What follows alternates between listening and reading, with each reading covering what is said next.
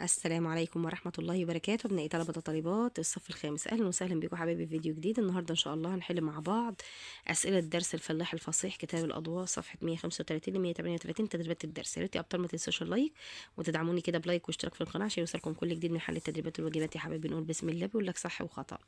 بتعود هذه القصة للعصر الحجري، هتقول له خطأ. فكر خانوم في سرقة متاع حتحوت، هتقول له خطأ. كان عرض الممر بيعادل قطعة النسيج التي تستر الجسم، صح. كان رنزي مدير عام للبيت، صح. هنا بيقول لك اختر المعنى الصحيح. وضع الفلاح التبن وضع الفلاح التين في الجرين، هتقول له ده مكان تجفيف الثمار. مال قلب المسلمين بمعنى انحاز. تطأ الخيل الأرض بأرجلها بمعنى تدوس الخيل الأرض برجليها. أمسك الخياط بهدب القماش، بهدب يعني طرف القماش. مصرنا الحبيبة تكبح جماح المعتدين بمعنى ترضع. كال التاجر 7 مكاييل من الأرز، كال بمعنى حدد مقدار. أكمل. ترجع الترجمة الأصلية لقصة الفلاح الفصيح للنص الهيروغليفي، هتقول له ساكن الحقل. طلب خانوم من زوجته أن تكيل القمح الذي في الجرين. كان تحود ابن رجل بيسمى أصري. أراد تحوت أن يأخذ حمار خانوم لأنه أكل من قمحه. أجب عما يأتي. بيقول لك أين بات تحوت، هتقول له على ممر بجانب النهر وقد كان ضيقا. ماذا فعل تحوت بقطعة النسيج، هتقول له مدها على الممر بطريقة هدبها على الماء وطرفها على سيقان القمح. تمكن تحود من سرقة متاع خانوم، وضح ذلك، هتقول له حيث أخذ غصنا وأوجع خانوم به ضربا في كل جسمه ثم قبض على حميره. بيقول لك هنا لماذا سافر خانوم إلى المدير العظيم، تقول له ليرفع ظلماته إليه. عندنا صفحة 135، ننتقل لصفحة 136 يا حبايبي. بيقول لك هنا كان هناك رجل اسمه خانوم فلاح من حقل الملح، وكان له زوجة اسمها ماري. فقال زوجته انظري إني ذاهب إلى مصر لأحضر منها طعاما، فاذهبي وكيلي لي القمح الذي في الجرين. ثم كلها 6 مكاييل من القمح، ثم قال لزوجته انظري لقد بقى 20 مكيالا من القمح لتكون طعاما لك ولأطفالك. معنى حدد مقدار، ما هتقول له كالها مضاد عائد عكسها ذاهب، مفرد مكاييل مكيال. طيب هنا بيقول لك ذهب الفلاح إلى مصر ليحضر إيه، هتقول له ليحضر قمحا، ليحضر منها طعاما. بقى هتقول له 20 مكيالا لطعام الزوجة وأطفالها. ماذا طلب الفلاح من زوجته، هتقول له أن تكيل القمح الذي في الجرين. أن تكيل القمح الذي فين في الجرين. ما مقدار القمح اللي أخذه الفلاح، هتقول له 6 مكاييل. اذهبي وكيلي لي القمح الذي في الجرين. حدد علامة إعراب لما تحته خط، هتقول له هنا القمح علامة إعرابه الفتحة. القمح مفعولا به منصوب علامة نصبه الفتحة، والجرين هنا اسم مجرور علامة جره الكسر حبايبي. طيب بيقول لك هنا معنى تدوس يعني تطأ. تدوس يعني تطأ. مضاد سيء عكسها جيد. مفرد خدام، هتقول له خادم. أكمل. كان هدب قطعة النسيج يعني طرف قطعة النسيج كان على المية وطرفها على إيه، على سيقان القمح. ملابس تحوت كانت عقبة في طريق الفلاح. ماذا طلب تحوت من خادمه ولماذا، هتقول له أن يحضر له قطعة نسيج من داره ليمدها على الممر. لماذا أراد تحوت أن يأخذ حمار الفلاح، هتقول له لأنه ملأ فمه بحزمة من قمحه. اذهب وأحضر لي قطعة نسيج من داري. اعرب الكلمة الأولى وبين علامة إعراب الثانية. الأولى هتقول له مفعول به منصوب علامة نصبه الفتحة.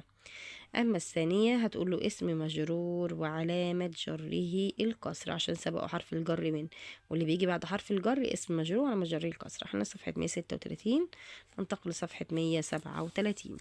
مرادف مفزعا يعني مخيفا. مضاد المفاجئ هتقول له المتوقع. جمع خادم هتقول له خدام. طلب القاضي من خادمه أن يحضر زجاجة ماء. انكسرت الزجاجة فأحدثت صوتا مفزعا. لماذا ذهب الناس بالرجلين إلى القاضي، هتقوله لأن أحد التجار قد سرق وقد شك الناس في هذا ابن الرجلين. طيب بيقول لك هنا كيف استطاع القاضي التمييز بين الرجل البريء والرجل السارق، هتقول له أسقط الزجاجة على الأرض فانكسرت ففزع الرجل ولم يفزع الآخر، فهنا عرف القاضي من السارق. استخرج من الفقرة فاعل وبين علامة رفعه، هتقول له القاضي وعلامة رفعه الضمة. اسم مجرور هتقول له كلمة الأرض.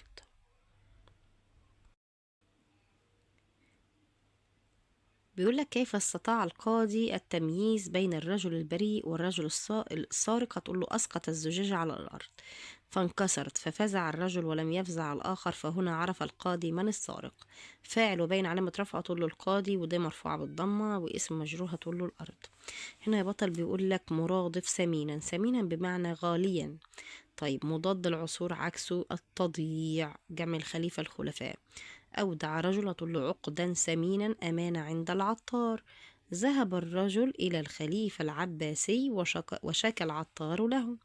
ما الحيلة التي ذكرها الخليفة لاسترداد العقد من العطار؟ أهي قال له اذهب واقعد أمام دكان العطار ولا تكلمه، وافعل ذلك 3 أيام، وفي اليوم الرابع سأمر عليك أنا وبعض جنودي.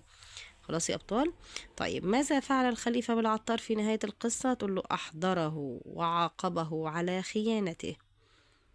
طيب صوب ما تحته خط، زار محمد صديقه، تقول له صديقه. خلاص يا حبايبي، تحط هنا ايه؟